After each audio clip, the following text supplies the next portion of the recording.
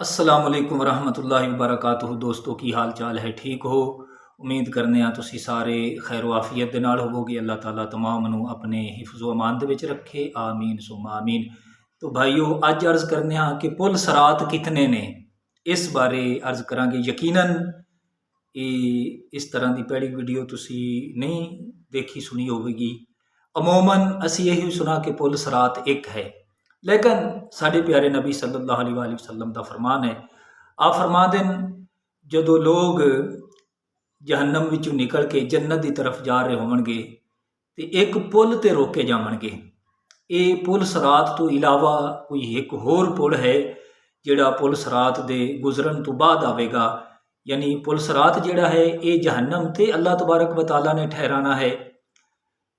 ये दूसरा पुल होवेगा जिहड़ा पुल सरात तो गुजर के जन्नत की तरफ जाते होया रस्ते दे विच आवेगा। या इसकी दूसरी तफसीर यह भी उलमा ने बयान फरमाई है, हो सकता है कि ये उही पुल होवे पुल सरात, लेकिन ये उसका आखिरी किनारा होवे और जन्नत की तरफ जिहड़ा है वो पहला किनारा होवे। तो बहरहाल ये भी पता चलता है कि दो पुल होंगे। तो बहरहाल उस पुल ते लोग ठहराए जावणगे। जदों ठहराए जावणगे अल्लाह तबारक व तआला फरमावेगा कि तुहानू इस वास्ते अज ठहराया गया है कि तुसी दुनिया ते रह के लोगां ते जुल्म किया है। मजलूमां नू बुलाया जाएगा, आ जाओ अपना अपना जुल्म का इन्हां दे कोलों बदला लवो, हिसाब लवो। तो हुजूर दे गुलामों, आका अलैहिस्सलाम दे उम्मतियों, फिर जालमां दे कोलों मजलूमां नू बदला दिवाया जाएगा। हर बंदा अपना अपना हक वसूल करेगा। ये याद रख लवो कि हुकूकुल इबाद ये इतने लाजमी ते ज़रूरी ने। बंदा नमाजा पढ़े, हज रोज़े ज़दक़ात खरात सब कुछ अदा करे, लेकिन हुकूकुल इबाद जड़े ना उतनी देर तक माफ़ नहीं होंगे जितनी देर तक वो बंदा खुद माफ़ नहीं करता। तो जिसने जिमें किसी दे नाल जुल्म किया होवेगा उस दे कोल उवें बदला चुकाया जाएगा। किसी नू लुटमार की होवेगी, गिरेबान पकड़ा होवेगा, डाका मारा होवेगा, ज़मीन गसब की होवेगी, तो हर एक नू अपना अपना बदला चुकाना पवेगा। वो किस तरीके नाल चुकावेगा? अल्लाह ताला दे महबूब अलैहिस्सलाम फरमा दे ने कि जालिम नू उस दे कोलों ठिकाना लैके उसका मजलूम नू दिता जाएगा और मजलूम दे गुनाह जेड़े ना जालिम दे सिर ते लदे जावणगे।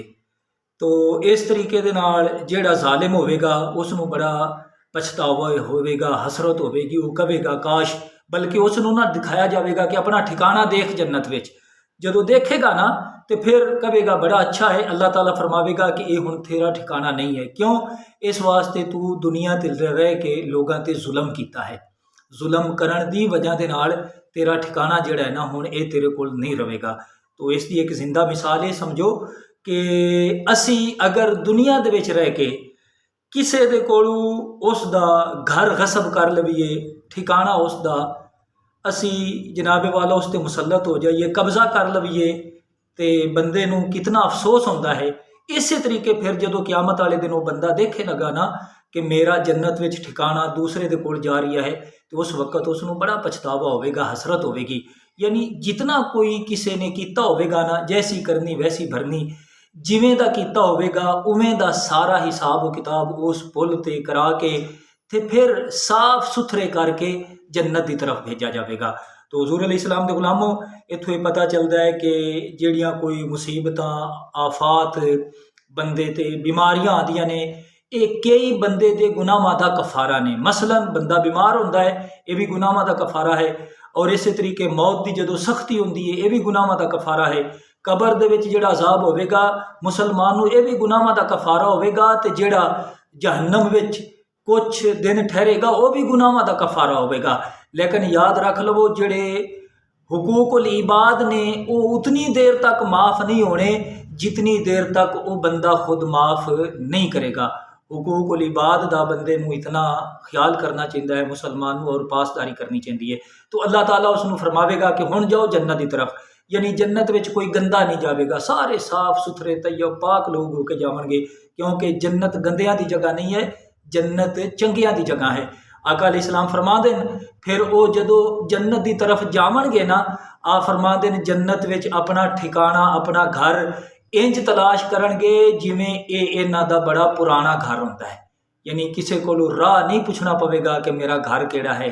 बस ये किमें पहचानेगा बंदा? अपने नूरे ईमान के जरिए पहचानेगा। ईमान की बंदे नूं इतनी हिफाजत करनी चाहिए, अपने ईमान की ताकत ते जन्नत विच जन्नती अपना ठिकाना पहचानेगा। अल्लाह दे हुजूर असी दुआ करने हाँ, अल्लाह तबारक व तआला सानू कामिल ईमान दा नूर अता फरमाए। आमीन बिजाहिन नबील अमीन।